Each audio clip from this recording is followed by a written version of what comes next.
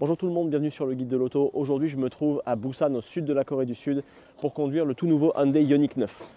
Alors ce véhicule, le Ioniq 9, il est basé sur une architecture EGMP, ça c'est une architecture qui est commune à beaucoup de véhicules Hyundai et Kia, mais celui-ci est une toute nouvelle architecture, une génération 2 on pourrait dire, et reçoit une toute nouvelle batterie de 110,3 kWh, contrairement à un Kia EV9 par exemple qui repose aussi sur le GMP mais qui a une batterie plus petite.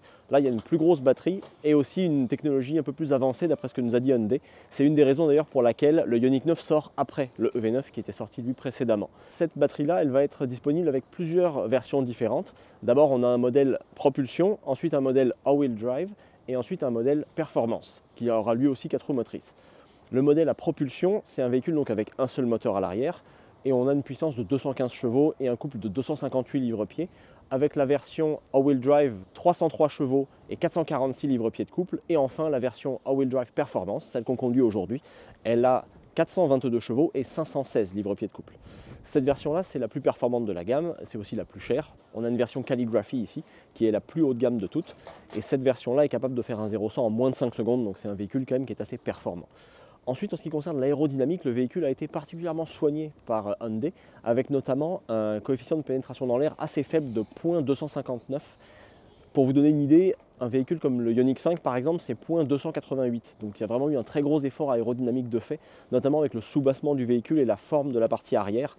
Ça c'est pour l'aérodynamique et ça se ressent aussi sur la consommation d'ailleurs parce que le véhicule, nous quand on l'a conduit, on est descendu de Séoul jusqu'à Busan ici à environ 400 km au sud et le véhicule a consommé entre 18,5 et 23,5 kWh pour 100 km, ce qui est plutôt bon considérant le format et le poids du véhicule qui est estimé par Hyundai entre 2,2 et 2,4 tonnes. On n'a pas encore eu en fait les chiffres définitifs pour ça, donc il faut se contenter d'une estimation au moment où je vous parle. Pour un véhicule familial comme le Ioniq 9, Hyundai voulait aussi maximiser l'espace à l'intérieur, notamment dans le coffre à l'arrière. En fait, sous le haillon, on a un volume de coffre maximal de 1323 litres lorsque la troisième rangée est rabattue. En revanche, ils n'ont pas encore communiqué sur la capacité maximale et minimale quand la troisième rangée est en service. Ce qu'on sait aussi, par contre, c'est qu'il y a un coffre à l'avant du véhicule qui, lui, fait 88 litres de contenance. Donc ça apporte aussi une possibilité supplémentaire pour loger quelques affaires au cas où vous auriez besoin. Dans l'habitacle, le véhicule est vraiment spacieux, que ce soit à la première rangée ou à la seconde. C'est un véhicule qui a vraiment beaucoup d'espace, aussi bien pour la tête que pour les jambes. Il y a aussi certaines affaires qui sont assez bien pensées, notamment la console centrale en fait qui peut bouger. Si on la prend ici, on peut la faire bouger d'avant en arrière et on peut aussi l'ouvrir de deux manières. Soit je peux l'ouvrir moi directement à l'avant, soit les personnes situées à l'arrière peuvent aussi décider de l'ouvrir pour attraper des affaires, ce qui peut être pratique en famille par exemple. Puis on peut aussi se mettre plus ou moins d'espace selon ce qu'on souhaite avec le fait d'avoir un rail coulissant dessus. La deuxième rangée, c'est aussi une place qui est vraiment spacieuse. Là, dans notre modèle très optionné, il y a des écrans et toutes sortes de commodités qu'il n'y aura pas forcément dans toutes les versions, évidemment. Et à l'arrière, en revanche, la troisième rangée, l'espace est bon, mais c'est sûr que c'est moins spacieux quand même. Pour des adultes, ça se fait très bien. Moi, par exemple, je mesure 5 et 9, il n'y a pas de problème, je suis suffisamment à l'aise. Cela dit, je passerai peut-être pas 600 km à l'arrière, mais globalement, il y a suffisamment de place pour la tête et pour les jambes pour voyager relativement confortablement sur des distances moyennes. Et pour des enfants, ça conviendra tout à fait. Pour ce qui est de l'ergonomie, le volant ressemble beaucoup à celui du Santa Fe qu'on a déjà au sein de la gamme Hyundai.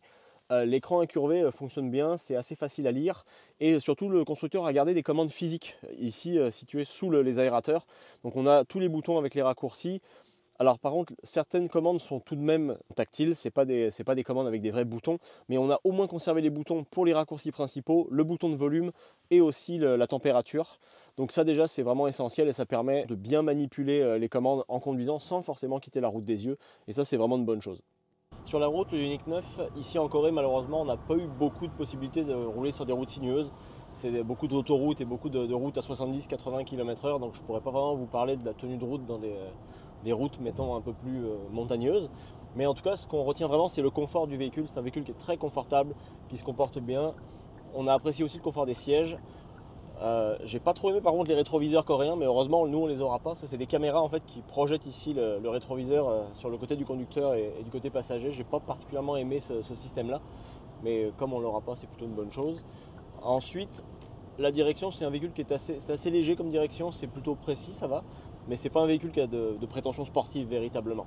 En ce qui concerne les performances, ce véhicule-là, c'est le all-wheel drive performance, 0-100 en 4,9 secondes. C'est un véhicule qui est assez rapide. Avec le mode sport, c'est assez impressionnant, honnêtement, les accélérations, surtout depuis l'arrêt. En revanche, quand on le met plus en mode normal ou en mode éco, c'est un petit peu plus tranquille. Mais dans tous les cas, c'est amplement suffisant pour s'insérer sur une autoroute ou accélérer assez promptement. Donc je vous dirais que de ce point de vue-là, on l'a trouvé convaincant. Maintenant, ça va prendre un deuxième essai à Montréal pour vraiment se faire une idée définitive du produit. Un dernier mot pour conclure sur le prix du véhicule. Pour l'instant, il n'est pas connu. On a seulement eu le prix du modèle de base propulsion en won sud-coréen, ce qui ne nous aide pas beaucoup en tant que Canadiens. Cela dit, quand on fait la conversion, ça donne environ 60 000 dollars canadiens.